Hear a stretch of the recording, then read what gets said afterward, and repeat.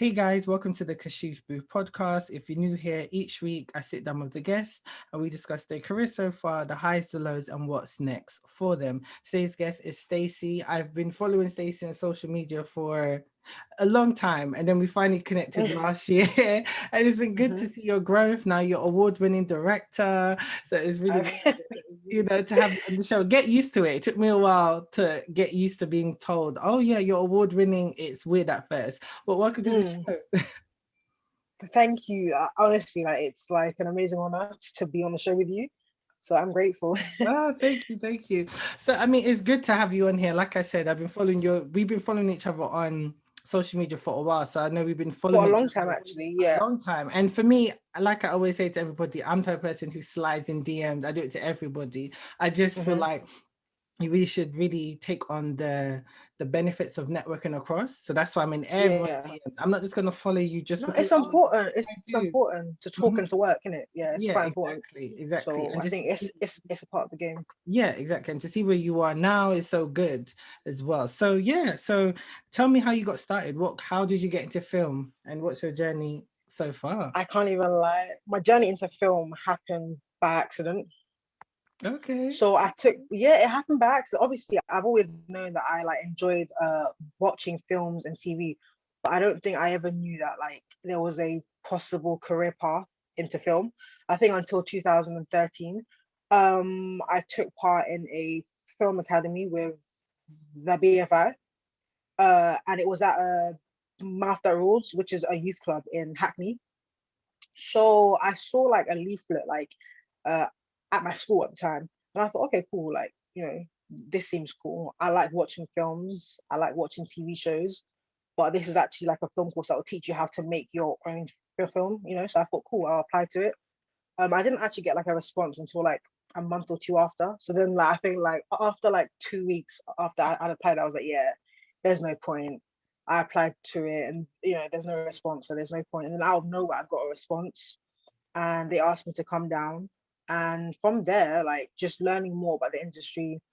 Because at first, I'm not gonna lie, when it came to film and TV, I just thought it was the director and the actor, and that's it. Until you know about the industry, you don't really know that there's loads of people like behind the scenes. I think that's what like blew my mind. So just attending the course, we got to meet loads of industry professionals. I got to meet other young people that are also interested in film and TV, and from there, the interest and the passion just like grew. And I think I'd finally like found something that like clicked and something that I could be a part of and sort of like make my own mark. That's why I say it was by accident, because the passion was there, but like, I feel like unless you're in the industry, unless you know someone that's in it, trying to get in, it's hard to get in. So I think my steps into the industry was by accident, and from there I just sort of stayed in touch with like the other young people on the course, and we just sort of made films, and here we are, kind of thing. And you are primarily a writer director. So what would you say got you into writing and directing the short films you've done? Mm. So okay, cool. So I started off as a writer, although now I'd say I'm a director as well. I started to direct out of like frustration. So I would write I scripts and I would understand that. hand it off. Yeah, I would hand scripts. In my head, I know exactly what I want. I know, okay, cool. In this scene, the colors are gonna look like this. Okay, hopefully this person's gonna get exactly what I mean. I would hand off my script. They'd make the film. I would always be a part of like the process. Like I'd be like a co-producer or producer of some sort. We'd get the film back after it's all done. I'd watch it and I'd be like, this isn't quite what I had in mind, you know? And then I thought, okay, cool. This is just the first. It happened again and again and again. And I was like, you know what? No, I know exactly what I want in my mind. You're not getting. I mean, like, although like they still made a film that was good, it wasn't what I had in my mind. So I thought, cool, I'm gonna try it out. So the first time I directed was with my short film Chocolate Colored Sweetheart. That was the first time I'd ever like directed, and from there I was like, cool, like this is what I like to do. I like to work with actors. I like to work with crew, and no one knows my scripts better than me. So I thought, cool, I'm gonna do it, and that's how it happened. So directing happened by accident as well. I was just frustrated, and I just wanted to just make something that was what I had in my mind, and that's where it basically came about. from. Yeah. I definitely understand that, because I've never really enjoyed directing. I just directed Okay. because I had to. So I didn't have, just like Oh, you in the beginning, yeah. didn't have the connection to do it, didn't have anything. So I was writing it, directing it, producing it, production manager, all of those stuff. And That's so a I didn't lot. even, Yeah. exactly, I didn't even have fun with it. It was just like I had to do this Mm. because this is what I need to do. And I haven't directed anything in, oh my gosh, I'd say about almost 4 years. And Okay. yeah. And I even stopped writing. I haven't written anything in about 3 years. I just focused primarily on producing because I lost all my confidence when it came to directing and writing, especially because working with certain people around you when you could tell they weren't feeling what you were doing. So it's kind of knocked Mm. my confidence. And it's so funny you say that, you can visually see it when you've written something and handed it to somebody else. A lot of people who are directors, they have tried to tell me to get back into writing and directing, and they're saying to me, but everything you're saying is visual, you see it, so you are a director. And I'm like, I don't know what you're talking about. Okay, but at the same time I understand it because I can read a script and visualize how I can see it looking. But it's about confidence thing as well, but then also n- quieting the noise around you. So, like sometimes when you're Mm. independent, it's so easy for everyone else's voices to be trying to To tell have an you. input, Yeah, and it's yeah. like you need to relax, because if this was a mainstream Mm. production, you'd probably be You fighting. would stay in your lane, yeah, Yeah, exactly. exactly. Yeah, so everyone stay in their lane kind of thing. So in 2021, what would you say is the Mm. best and worst thing about your career right now as an independent filmmaker? I think the worst is that because you're like independent and you're on your own, there's no one there to push you. So it's all up to you. It's like right now, I don't have the motivation, I don't have the inspiration just because I have so much other stuff happening in my life right now. There's a period of time where I actually took a step back from like film and the arts because I just lost the passion and I lost the drive. Like you're indoors all the time. There's no inspiration. And I think, yeah, just experiencing like writer's block has probably like been like the worst. And that's just something that you can't really control. As much as everyone's like, oh, just sit down and write, it's not that easy. you Mm. know if my heart's not in it, my heart's not in it, kind of thing. The best, I think, introspection. um I've had a lot of time to think. I've had a lot of time to like think through ideas that I've had for a very long time. A lot of time to connect with people, but in a different way, at my own pace as well. Because when the world is open, right, we often don't get time to pause. Whereas this is the first time, I think, in like history, like for a very long time, where we've been able to actually pause Mm-hmm. and stop and actually think, and it's actually okay. Do you know how like before, like you pause and everyone's like, no, you got to work hard, grind, but it's like no, we literally have to pause. I think, yeah, those have probably been the worst and the best, I think.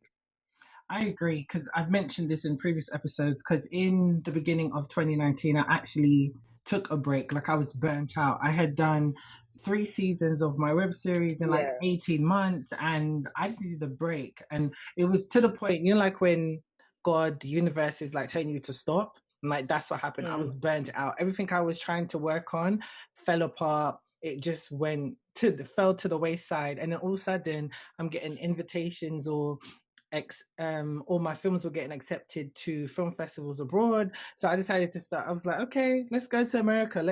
Let me go see, my film in a festival and network and stuff. And that broadened my eyes to like the industry outside of the UK, and which was the very beneficial in my opinion. So I was ready for 2020. I was like, look, I've done all this, I'm ready. And then It's like went crashing boom. down. But it is what it is. And Yeah. but you do need to take breaks sometimes. You do need to, because you, I didn't know that. That's something I only just discovered, which is sad, but it's true. and it's funny because I was talking to a director yesterday on another episode, and she has worked in fashion, film, TV, factual, scripted. She's done everything, and she's been in this game for like 20 years. And Oh she wow. she said that it's best for you to navigate through different industries, and I agree with that, because you're able to figure out what you like. When you're a young person, person. And when you're in school, college, uni, they're always telling you, you need to have a plan. You need to have a plan about what you want to do. And there's this expectation by the time you're 30, you're supposed to have it all figured out. And that's not life. Yeah. There's nothing wrong with you looking at different avenues in your career. You can play around with so many different things. And that's the best thing, because you're going to find what you're actually really good at, really passionate about. Exactly. You can take a break, but this whole millennial Gen Z mindset, grind culture, I call it the grind culture. Grind until like they're like, oh, you have to grind now. You'll sleep when you're dead. Like, bro, like no, I want to sleep now. Okay, I want to sleep now. Okay, like we've had it's not right. Exactly, we both had success by working hard and taking a break. You have to take breaks in between. But people will make you feel a certain way, though. That's the thing. I'm obviously now I'm sort of learning to like drown the noise out, but people will make you feel a certain way. Yeah. You know, oh, why are you stopping? Why are you resting? Like, you're lazy, you're this or that. It's like, no, I just need a break. You know what's funny? I learned this a few years ago. People who are always telling you you need to keep grinding and you need to keep hustling and you need to have multiple avenues of this, that, whatever. They're usually people who've never progressed to a certain level. And that might sound shady as it is, but it is the truth. When you speak to people who are at a higher level, like really where you want to be, exact level, they'll tell you you need a break. They'll tell you that you need to build a team. They'll tell you that you need to have a solid team around you to get to where you want to be. You can't just do it all by yourself. You need to have a good foundation, a good support team. There's nothing wrong with having a break, honestly.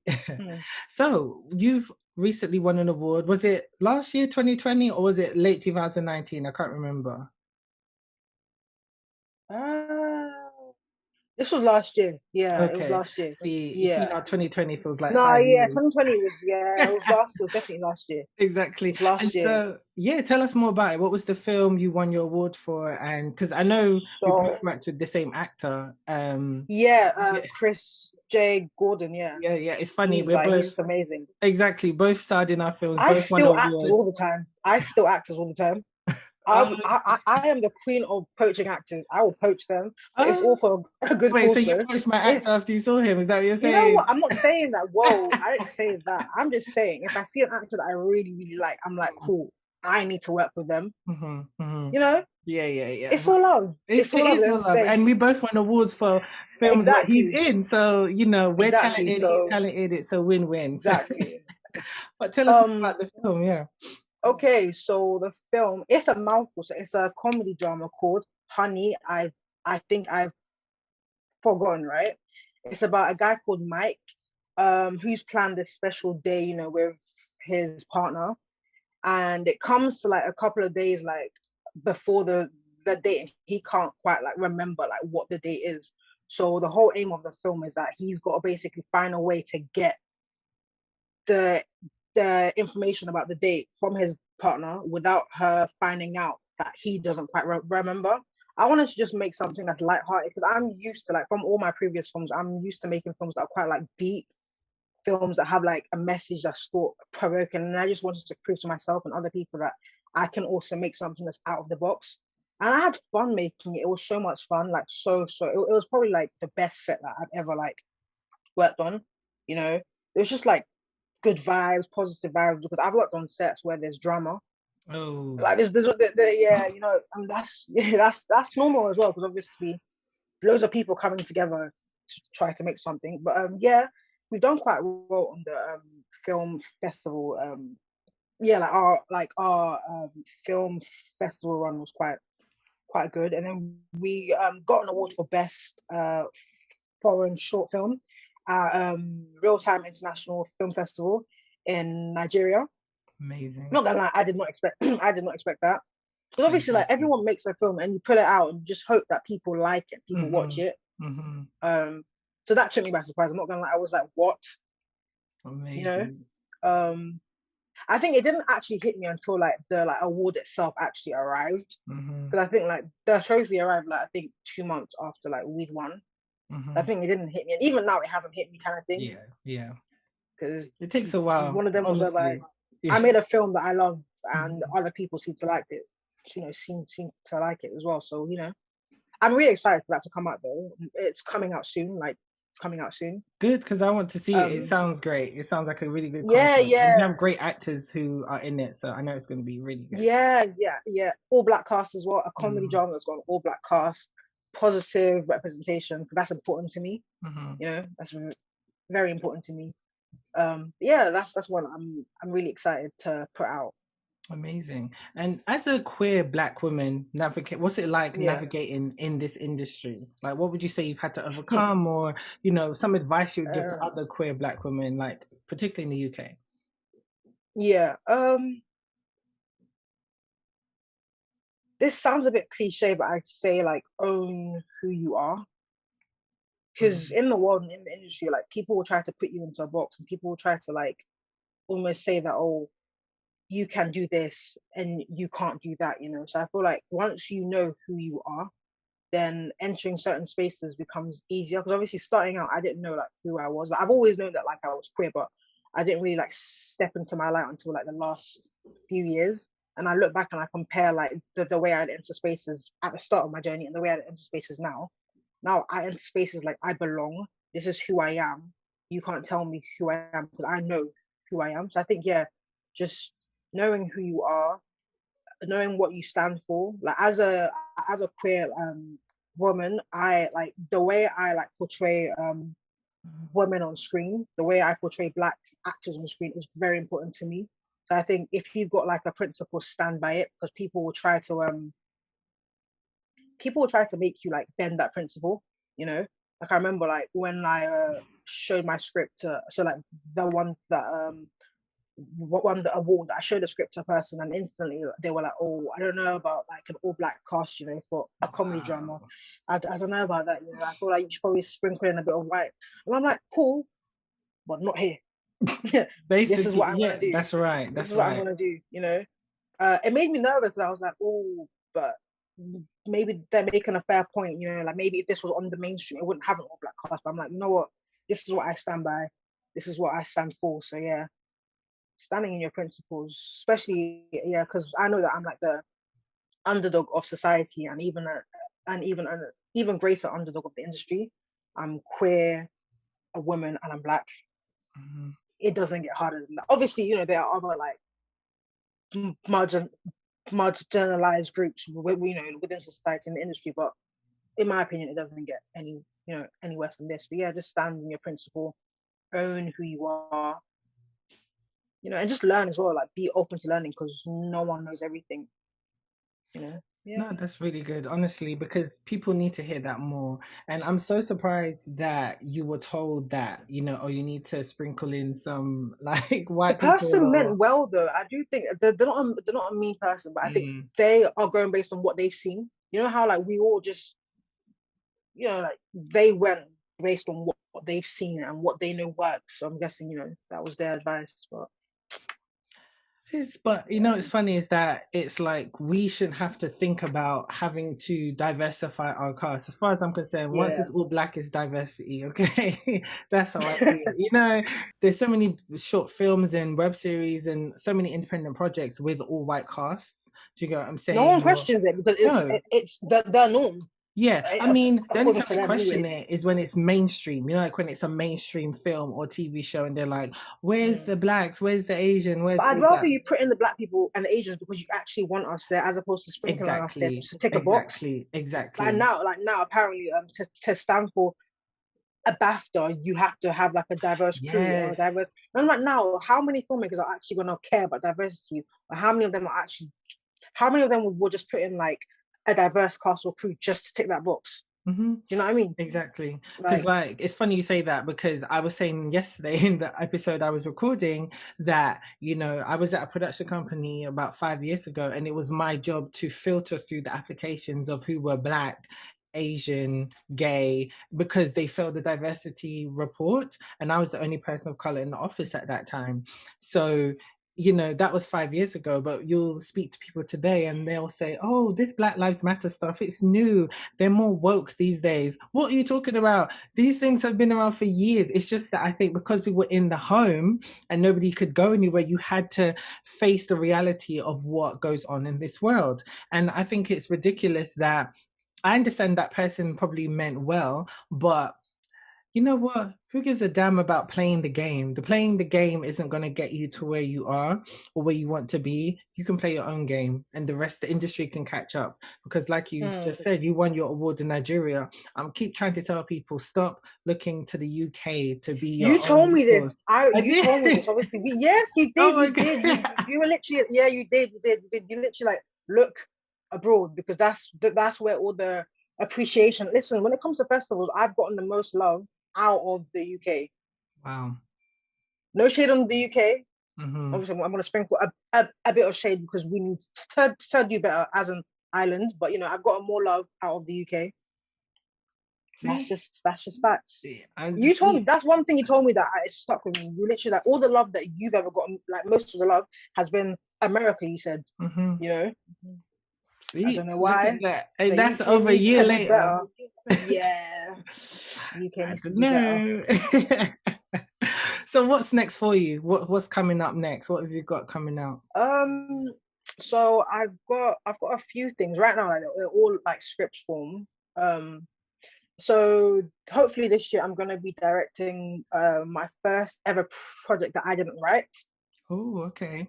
Yeah, that's new for me because obviously it's easier, in my opinion, directing something that you've written. You know, Mhm. it's a coming of age LGBT short. The name, like they're still like working on like changing the name and stuff. So I can't put out a name, but yeah, I'm really excited about that because obviously I'm queer, and for a long time I've wanted to make a coming of age like short story that a younger me would have loved, you know. And I think it's a Mhm. story that a lot of young queer people of any color, of any, you know, like will just get and connect to. I've also got a short film that I think it's a piece that touches on domestic abuse, that we're hoping to sort of make sometime this year, but we're not too sure. I've just got a lot of scripts. I've had a lot of scripts in the works. I'm gonna be honest. I didn't write anything. I haven't actually put pen to paper for a very long time. 2020 was not a good year for me, inspiration wise. But yeah, just hoping to just lift a few projects off the ground. Slow and steady wins the race. Good. That's really good. I'm just happy to hear that you're working because so many people have not been able to work and produce films. Yeah, I was happy I was yeah. able to make a fraction of films last year. So that's Mm, really good. That's really good. And I wanted to touch on mm. you created a YouTube channel recently as well. What made you want to Yeah. start that as well? Hmm. You know what is? A lot of people have asked me, 'cause obviously that's nothing to do with film. I think that's just something like for me, because I think I am a person first before I am a filmmaker. I have other interests, I have other passions. Film isn't the beginning and the end, Hmm. you know. Hmm. Um, I don't know. In the UK, right, I feel like the queer scene, there is no scene. There is no real scene. I mean, there's a few people that I know on the scene, but like everyone that I sort of look up to is either from South Africa or America. And like, I don't know, I wanted to just do something that might help like a younger queer person, you know, sort of feel like they are, I don't know, just sort of like feel like they have like representation, or like they have someone that looks like them, or someone that sort of like gets what they are going through and stuff. But yeah, that was just something like merely like to myself. That's just yeah, it's just a personal thing. No, I think that's really good because, like you said, like I think the queer black scene needs more of that on YouTube, Mm. especially, because you see a lot more it's Americans or people from other countries. So Yeah, yeah, I definitely understand it because the black queer representation within Britain isn't that very good. Like you have I know a few suspicions. people. You have Yeah. suspicions of who's who, but like they're not really out and proud, so you don't really know who they specifically are. And so, how's that going to Mm, help the next queer black person to want to mm. come out and be in this industry and represent other people? You've got people like Lena Yeah, Waithe, and for example, in America, yeah, who's writer, director, producer, whatever. So I yeah. understand what you mean, 100%. So Mm. yeah, so where can everyone find you on social media? Where can they see your YouTube Okay. films?